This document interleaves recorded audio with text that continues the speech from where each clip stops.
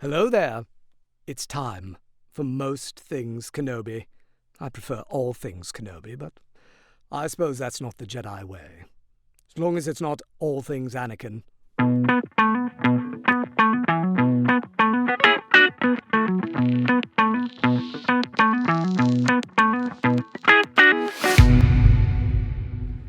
Hi, everyone. Welcome to another episode of Most Things Kenobi, a podcast about Obi-Wan Kenobi and all things Star Wars. I'm your host, Leanne. And I'm your host, Lauren. And this week we're doing a deep dive into the overlap of Revenge of the Sith and Clone Wars Season 7 with emphasis on Obi-Wan because now that we have a more complete picture, how does it change things? And how does it deepen the character that we already know and love? Obi-Wan, amongst others. Definitely adds a lot of layers there that you can read a lot more into it now, depending on how you're looking at things.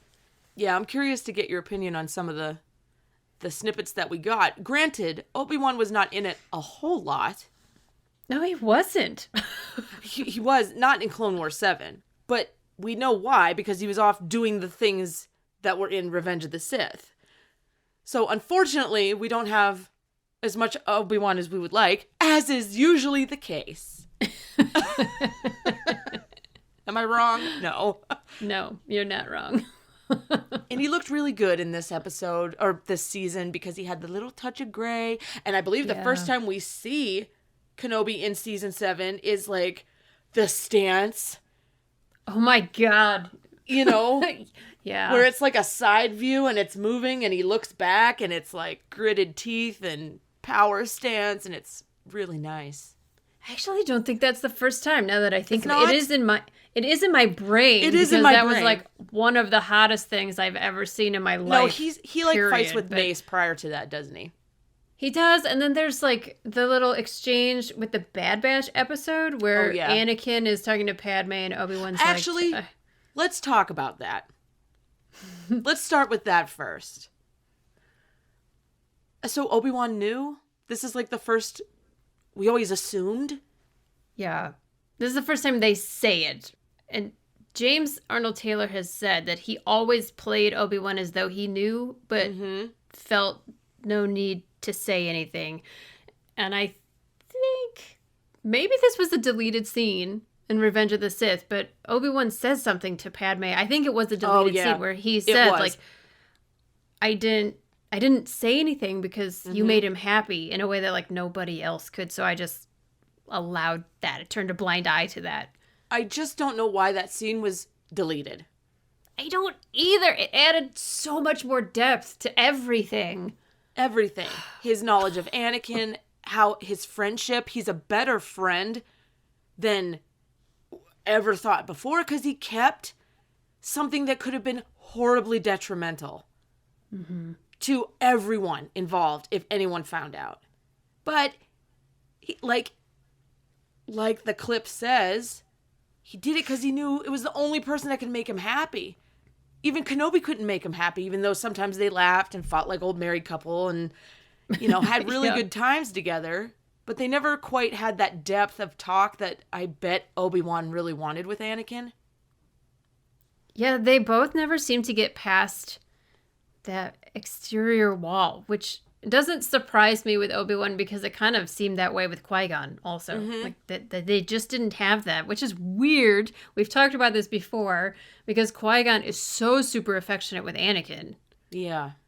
And even Shmi, for that matter. Well, yeah. Get it, Qui-Gon. He could if he wanted to, I'm sure. Yep. I will say, though, one of our patrons, Adam, has mentioned that maybe that's just because some people are just better with kids, like little kids, than they are with teenagers. Sure, like that could be. But still, it doesn't surprise me that Obi-Wan and Anakin don't talk. You know, like we've said so many times, if people would just talk in Star Wars, a lot of bloodshed would be avoided. And the funny part is I'm pretty sure that Anakin wanted to have that with Obi-Wan and probably resented. No, he did resent Obi-Wan for not being closer, but at the same time, neither one did anything to make that closeness possible. Yes, exactly. And yet Anakin still kept resentment about it. And I'm sure that Obi-Wan felt a little like, oh, I can't reach him, you know? Yeah. For sure. I think that that's evident in the Clone Wars episode that was never aired, the Utapau arc, where they find that giant kyber crystal. I can't remember the exact name of the arc, but it's like all animatronic or whatever. It's like an animatic or something, I think is what it's called, where it's like an outline, basically. They have the voice actors, but not the full animation. Right. And there's that scene where Obi-Wan is trying to talk to Anakin about Ahsoka. Mm-hmm. And it almost turns into an argument. Like, they're pretty contentious. Obi-Wan's trying to keep it from getting into argumentative territory, and Anakin is like, how would you feel, if it was me? And I mean, true, but yeah, Anakin at this point is taking everything way too personally. And there's a reason why.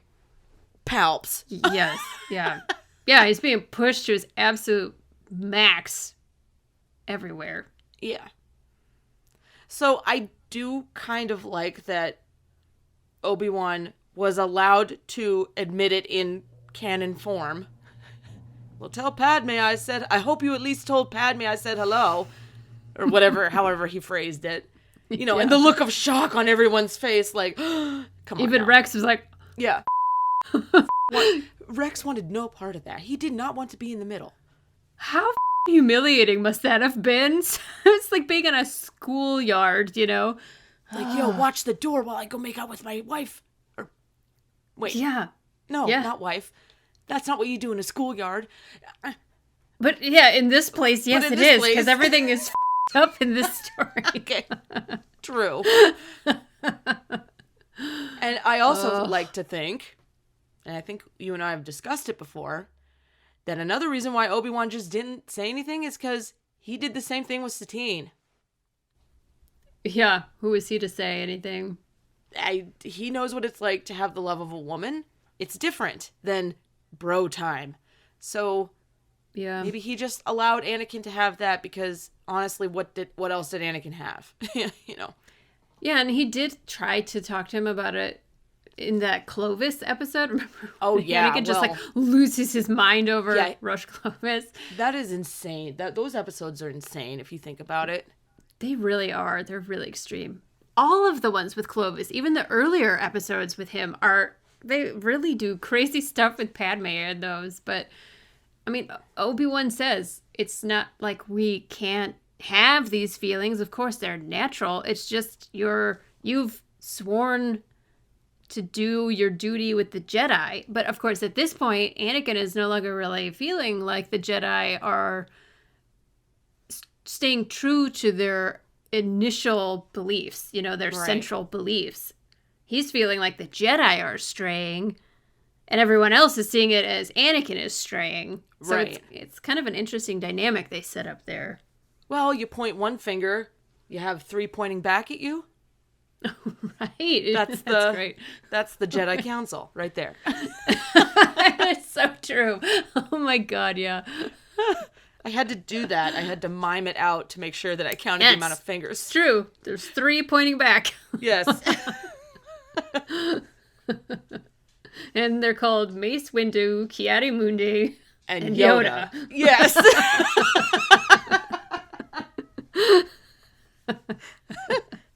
It is pretty cool in season 7 when Ahsoka is speaking to the council via transmission, and it's like leading up to that point when Ahsoka steps in, it's the exact same scene from Revenge of the Sith. Like they had Mace say the exact same line. Like yes, something about the energy of the Chancellor. Yeah.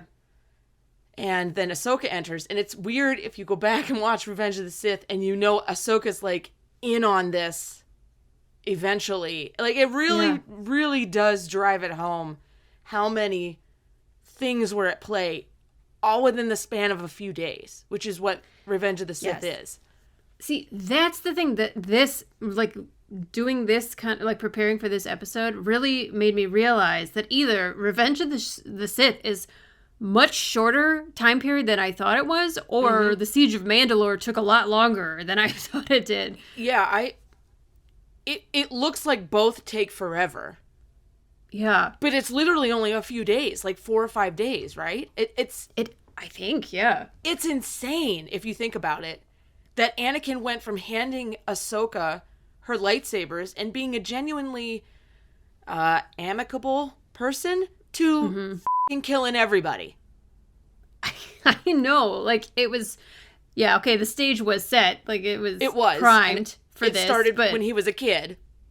Right. Palpatine had been working on him, literally, the entire time. Yeah. It's pretty though. Yeah. Because they like split the 501st and they send Rex with Ahsoka. Then Anakin is like killing Dooku within a few hours, half a day, something like that. Yeah. Yeah, and then Obi-Wan, it's interesting how they had like James Arnold Taylor's voice when Obi-Wan is in a transmission with Bo-Katan. Yes. And Ahsoka. There is a little bit of anger. Yeah. In his voice when he's like, well, we won't have the chance to find out now because Anakin killed him. And it's like, we never got that before. I think it ties in really well with Revenge of the Sith, because I feel like Obi-Wan is starting to see connections, but he can do nothing about it. And then he's starting to see Anakin is making decisions that kind of make him uncomfortable, but there's also nothing he can do about it. And that's why in that transmission also, he asks to speak to Ahsoka alone, and everyone else steps away. And he tells her about the secret mission of Anakin spying on the Chancellor. And then Ahsoka says, I'm not the best person to convince Anakin that this is the right thing. And Obi-Wan's response is, I know the council is not always right, and that's why I'm asking for your help. Right. But then they get interrupted. Yes. And that's that. That is one of the most honest things that Obi-Wan has ever said in the history of Obi-Wan. Yeah, like speaking against the council is something he does not really do. No, he doesn't. He sits on the council. So for him to like admit it even to one person, which tells you how close he is to Ahsoka. Even after everything. Didn't he sit on the trial for her? Was he not present whenever she was brought in? He was present, I think, in the chamber. I don't know if he had any decision, like he had any power in the decision, but he was then there when they offered her place back. Right. She was like, F you. Right, and I think that rang true to Obi-Wan, because he probably saw that and thought, okay, this is shady. This is shady even for me. Yeah. Yeah, it was. I thought that was really, and I loved the intonation that James Arnold Taylor uses in that moment, because you hear like Obi-Wan is kind of like I'm just trying to get some help from somebody. Yeah. Like there's all these things happening. There are so many things happening and they split him and Anakin up at that moment, which is even more apparent in this because he's got to go to Utapau and deal with Grievous. Yeah. Ahsoka is nowhere near Anakin. She's on Mandalore. Like, it's just strategic how nobody that he really trusted, including Rex, were anywhere near him. Yeah. They were all strategically sent. Except Cody. Except Cody. But which was very, very heartbreaking still to this day. Awful. I can't handle it. Yeah. I just think that, like, something that really hits home to me with this is how lucky Rex was, honestly. Oh, my God. As bad as things got for him, he's really lucky that Anakin split the 501st and promoted him and sent him with Ahsoka to Mandalore, because if he hadn't, he'd have been with Anakin going to the Jedi Temple and killing all the Jedi. Yeah. He wouldn't be the Rex we know anymore. Yeah. Although they do say that the ARC troopers, their chips were different. The first batches of troopers, their chips were slightly faultier than later versions. Maybe that's why he could resist it even when with Ahsoka. Yeah, so if let's say he had the same resolve when he was with Anakin, he probably would have just been shot by his own people. That's true. Yeah. You're right. Anakin would have ordered them to shoot him, and they probably would have. Yeah, the reason he survived is because Ahsoka is the one who helped him, and he wouldn't have had that if he wasn't with her, obviously. So, yeah, it's pretty crazy. So, how do we feel about Darth Maul? I mean, not in general. We already know how we feel about Darth Maul. We like him a lot. I mean, like, he expected Kenobi to be there and was shocked when Ahsoka came. Yeah, and then Obi-Wan suggests catching Maul because Dooku's dead, so maybe Maul will know something. They're always thinking about each other, even when they're not hanging out together. They are pen pals, whether they want to admit it or not. I think it's crazy the extent Maul will go to trap Obi-Wan. It's nuts. There's a whole galaxy about to implode on itself, and he's like, Kenobi? Yeah, Where is Kenobi? He's riding that shockwave so that he can still trap Kenobi. It's insane. He's like, wait, this could be a chance for me to nab Kenobi. Oh my God, he needs one of those. What was the thing they used in The Mandalorian on the guy to ease his brain? What was that called again? A mind flayer. A mind flare. Maul needs a mind flare. Just a gentle one. to ease his anxieties. First of all, how is Ahsoka for handling so awesome. Oh, it's so amazing. But what would have happened if Kenobi would have went to... I mean, that would have been a very, very triggering place for Obi-Wan to go, I think, considering. Yeah. It could have ended badly, honestly, because I was just thinking about Kenobi's use of combat earlier today when I was watching some stuff for Revenge of the Sith, and I saw a comparison of Revenge of the Sith versus the Kenobi series, and how I love this about Obi-Wan, that he is a master of Suresu, but he is also really good at other forms of combat. And he learns from his duels. And he learned even the reason he defeats Anakin or Vader in the Kenobi series is because, once again, he knows what Anakin is expecting from him, and he changes it completely. So Anakin's totally caught off guard. He spent all this time learning to defend against Suresu, and now all of a sudden he's fighting him with... Some people say Ataru, but it's also kind of like using Anakin's form on him, like reversing it back on him, because Form 5 is a mixture of Suresu and Ataru. So it's like Obi-Wan is an expert at both of those, but he does the same thing with Maul, right? So he shows Maul Qui-Gon's stance, so Maul's like, I know what's coming, and then he's wrong. Yeah. And Obi-Wan kills him. So if he had gone to Mandalore, he wouldn't have had that time, in his brain to calm down and learn from that experience. He was probably still, like you said, it's very triggering. So it maybe wouldn't have ended so well. He would have maybe repeated the same mistakes. I don't know, though, because like we've said in the Lawless, it's the first time he decides to not fight at all. True. Yeah, I don't think it would have went well either. At all. And I'm really glad Ahsoka went. She basically had no claim to anything there. She's not like emotionally invested at all, really. And she had Rex with her, so she had someone she'd fought with before. But technically, all of it was a little new, and it worked in her favor. I mean, she's kind of resourceful in the way that she will use her surroundings to her benefit all the time. All the time.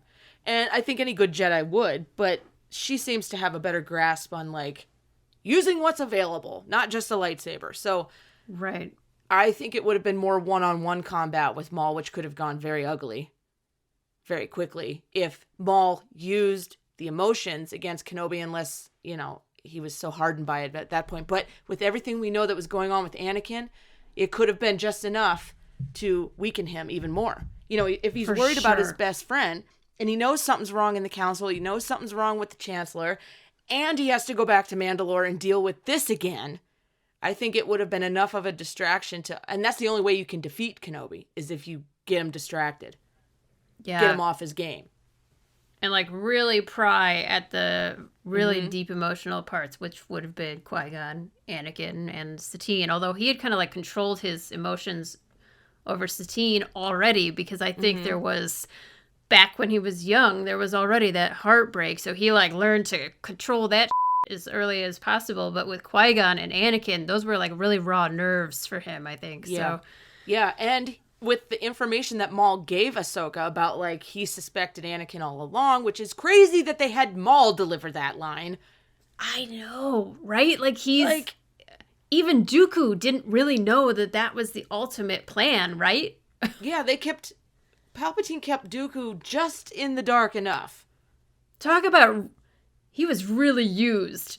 Yeah, no, he was set up to be killed by Anakin from the start. He was, yes. Right, you're so right. Right from the beginning. That was always the plan. And Dooku thought he was making a decision for a better future, or really such a pawn. He played right into it, which is a shame, because Dooku, in all fairness, could have stopped this, because he was this close to admitting. I mean, he admitted that the Jedi Council was off, that things weren't right, but he had too much murder in him.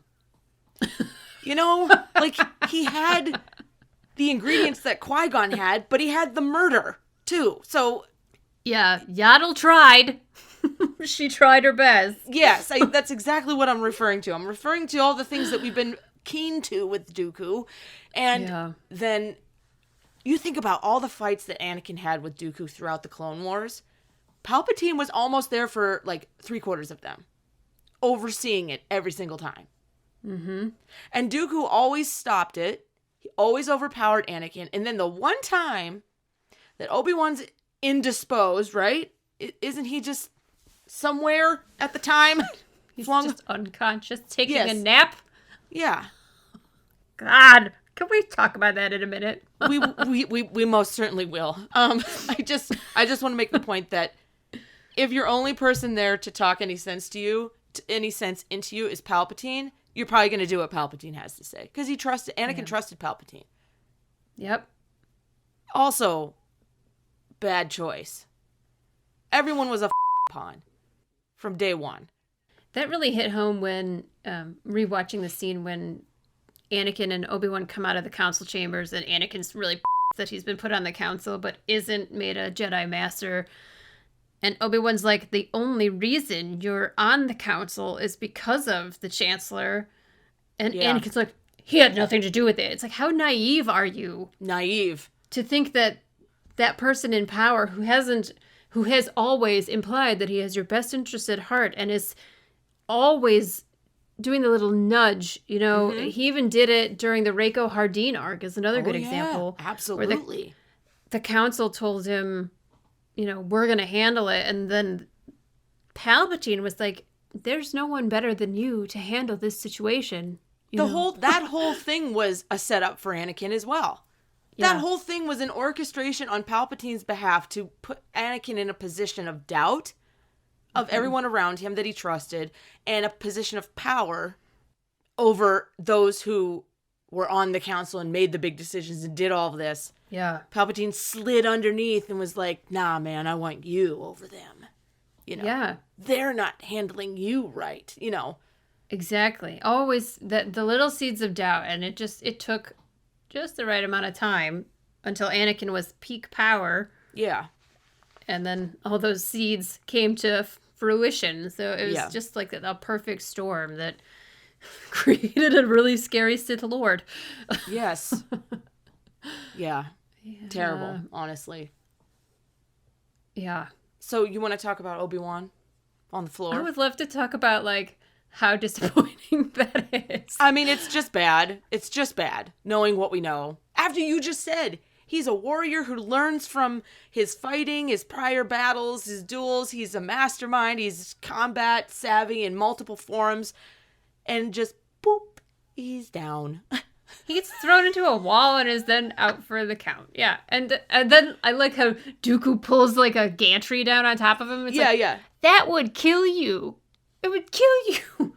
Well, I mean, the man was drugged through fire glass, and that didn't kill him. So he's made of something different. That's Kenobi true. is made of something different.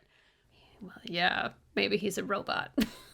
Well, come now. It would have crushed his body in half. would've. Like, that's so It would've. stupid. God. It was just bad filming, bad writing. It could have been something so cool. Like, okay, you want to subdue Obi-Wan Kenobi so he's not able to fight anymore? There could have been way cooler ways of doing that. Yeah. Granted, at this time, Clone Wars hadn't existed yet, so we don't have the whole backlog of Obi-Wan being a badass. But I found that, like, so deeply disappointing. And then also that it defeats Grievous with a blaster is also... Yeah, that's really disappointing after all the things that we've seen him do with Grievous. Like, all of that fighting and the... I mean, you could look at it from this point of view. At the very end of all of this, Grievous is taken out not by one of his giant lightsaber collection pieces, but by a blaster. How ironic. Right. That's the only way that I can somehow make it okay in my brain, and it's still not okay. Yeah. It's just disappointing. It is because it undermines the character, which we have talked about so many times in Star Wars. Where It's a repeated thing that is happening, and I don't like it. Yeah, I don't. But that is why I really felt a lot of gratitude for the Kenobi series and that final duel, because we've seen Obi-Wan be a but that was intelligent fighting as well. Yes. Not only was he really powerful to not only defeat this Sith, but also his own demons in order to do it. Yes, and that's the toughest fight of all. Right. It's the mental side that he had to overcome. Yeah. So that was very redeeming, I thought, to see him defeat Vader, not just because he's a but because he also moved through his emotional stuff as well. Which is why it's very frustrating when they make the character like, boop, he got bopped in the head. Now he can't fight anymore. No. It's like, what? Just hit him in the wrong spot. This is a character who's defeated multiple Siths. Yes. Like, what? Yeah. I just... It could have been better. It just could have been better. It could have been better. That's all. Yeah. So, overall, what are your thoughts? Overall, I think that they did a really good job of tying Clone Wars to Revenge of the Sith. Yes. Part of me wonders now about Ahsoka and Obi-Wan. You know, people have all said, why didn't they look for each other? She probably assumed he was dead, but he knew she was alive, right? I mean, maybe. I would have guessed that, I mean, maybe he was too traumatized to assume anything, but a part of me wonders if he didn't look for her because he didn't know how to face her after Anakin. Oh, maybe. Yeah, maybe. There is that. That would have been a heavy weight. Yeah. Because there is that exchange where Ahsoka turns around and turns back to him and says, tell Anakin, and Obi-Wan says he will, but it never is spoken about what that line is. What do you think she meant by that? I don't have an answer personally. I have a headcanon wish, but I don't know what it is that she was actually going to... Maybe it is. I think she wanted to tell Anakin that I support him and that I thank him are the two things. Because I don't think she would have said I loved him. Obi-Wan, No, yeah, I don't think she would have either. But in that time where she was just given all this information and she wasn't, I don't know. I just think she wanted to tell him that she supported him or was by his side or something. I'm with you, regardless. Do you know if Filoni has ever said anything about what... I've researched it, and people have plenty of ideas, but I don't think anyone's ever said. And I think that's fine. Mm-hmm. It leaves it up to us. Just, it's a little... I mean, it's funny that Obi-Wan understood, but we don't. Yeah, right? I know. And she gives Obi-Wan a look kind of like annoyed that he knew what she was going to say without her saying it. She kind of gives him this like weird, like taken aback look before she runs out of the room. Well, maybe it's the same thing that they both want to tell him the same thing. Yeah. I don't know. God.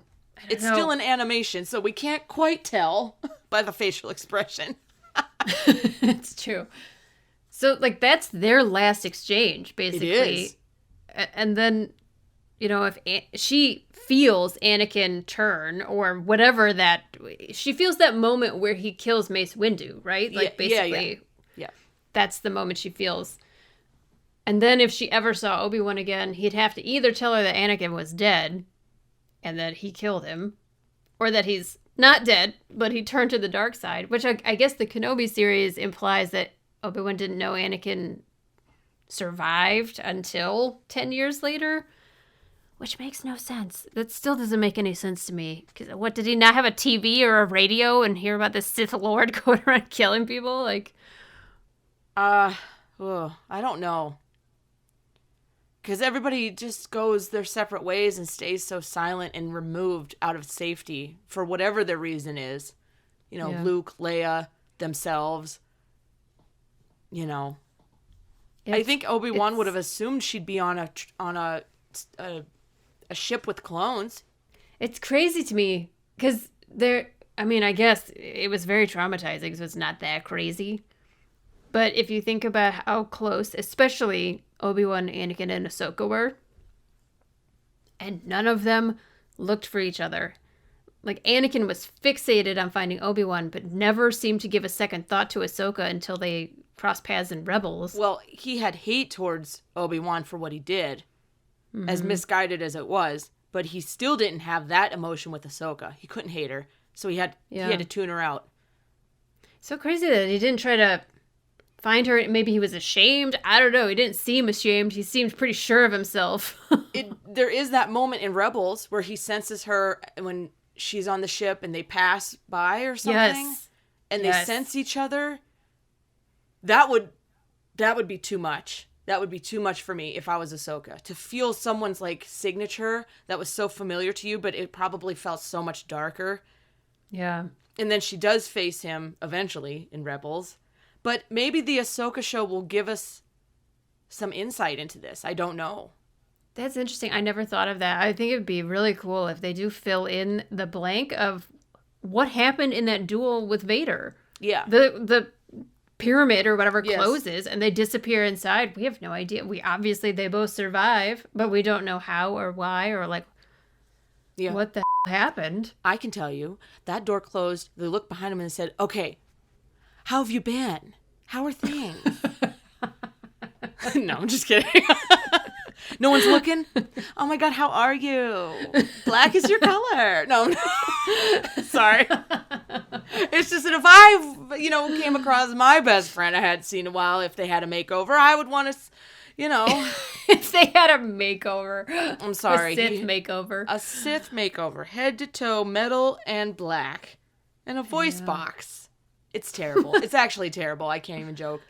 Ahsoka and Anakin, if I don't get some kind of Force Ghost, which I think we're going to get in the Ahsoka show, I might I think die. there's going to be flashbacks, even if there's not Force flashbacks. Ghost. Yeah. I think, isn't Hayden on the cast? Yes, that's why I'm saying all this. If I don't get some window, I might. I mean, we didn't get a Clone Wars window in Kenobi, so I may just be talking out my ass right now about wishful thinking. I wonder if I know that Filoni is doing Ahsoka, so I get it. But I wonder if the people who made Kenobi, because I know Ewan McGregor had he was the executive producer. maybe he didn't realize like how important Clone Wars is, because he didn't do it. So like he knows it's there and he appreciates it. But I know people said that like Hayden loves Clone Wars and human research. I don't think that's really true. I think that they probably, I think they were probably filled in the blanks, but I'm sure they didn't watch 7 seasons of an animated show for children. I'm sure they did not.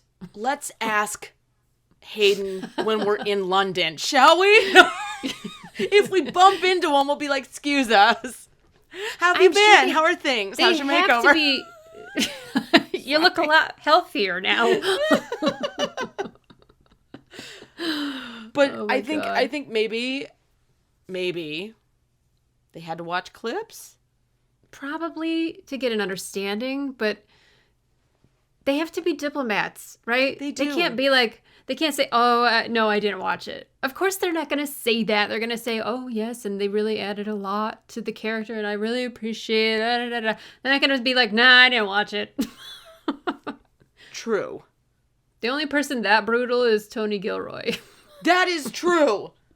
He literally said he didn't give any and that's why we love him. Yeah, he did a great job. There's 2 sides of Star Wars. They can both coexist. It really felt like they took Revenge of the Sith and expanded the next step with that. And the only Clone Wars reference, really, that we got was Quinlan Vos. Yes.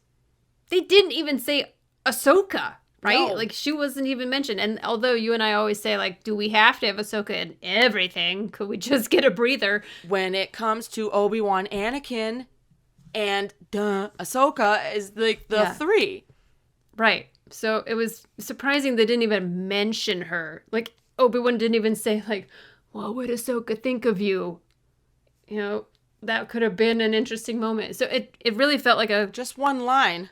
Right. Just one line. That would have... I got goosebumps when you said that. To see Vader there, like, accepting that from Obi-Wan. Yeah. Like... Yeah. I don't know.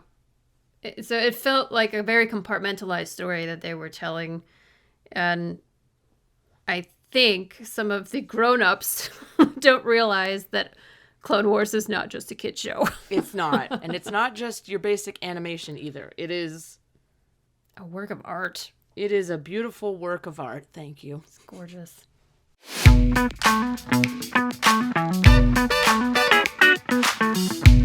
Join us next week. We are going to celebrate Return of the Jedi. Yes, happy 40th, Return of the Jedi. Yes, it's having a birthday right around the celebration time. So we are going to recap our favorite stuff about Return of the Jedi and specifically focus on Luke and Vader kind of at the end, but just talk about it in general because we both love this movie. Yes, and there's so many good things to cover. Some deep, some not so deep, but we love to hit the deep stuff. So come on back and join us. Happy birthday, Return of the Jedi. Thank you so much for joining us here on the Most Things Kenobi podcast. We appreciate every single one of our patrons and are grateful for your support. If you would like to support the podcast and become a patron as well, head over to the Most Things Kenobi Patreon. As always, you can follow us on Tumblr, Twitter, Instagram, and YouTube. And don't forget to subscribe on your favorite podcast player. If you enjoy our podcast, feel free to rate us on Spotify and Apple. And if you need one place to find all of these, head over to mostthinkskenobi.com. So until next time, my space twin, may the Force be with you. Always.